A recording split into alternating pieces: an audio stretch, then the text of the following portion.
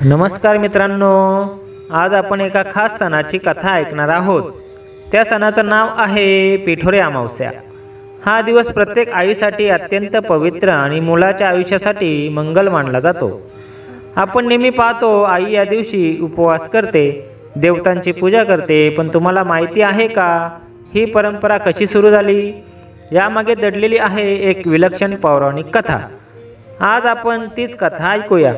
देवी भक्ती, आईची माया आणि परंपरा यांचा संगम असलेली पिठोरी अमावस्येची ही खरी कथा।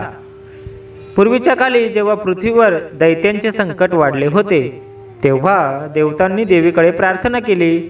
देवीने वचन दिलं, मी मातृ स्वरूपाने प्रत्येक घरात प्रकट होईन।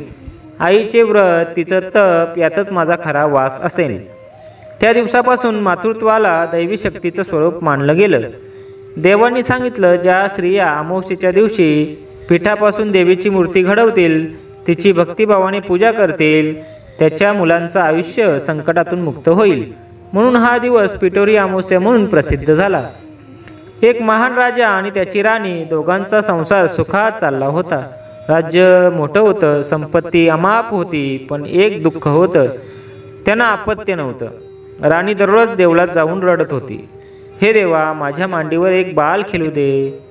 सोनं नाणं काय उपयोगाचं जर माझ्या कुशीत लेकरू नसेल तर?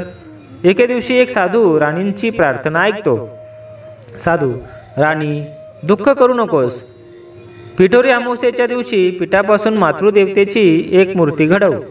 उपवास करून तिची भक्तिभावाने पूजा कर। देवी तुझ्या मांडीवर नक्की लेकरू ठेवेल। राणीने मनापासून पूजा केली। खरोखर काही महिन्यातच तिला एक सुंदर गोंडस बाल झालं।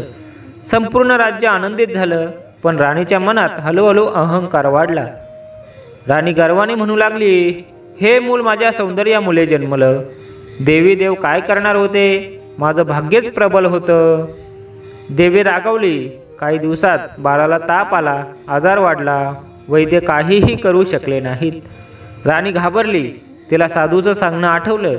रडत रडत ती पुन्हा मूर्ती बनवून देवीसमोर नतमस्तक झाली आणि राणी आर्तस्वराने म्हणू लागली, हे मातेश्वरी, माझा अहंकार मला महागात पडला, मला माफ कर, माझ्या लेकराला वाचव। तेवढ्यात देवी प्रकट झाली।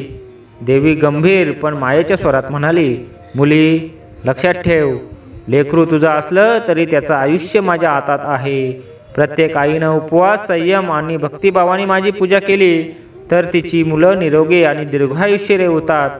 म्हणून पुढे या दिवसाला पिठोरी अमावस्या म्हणतील।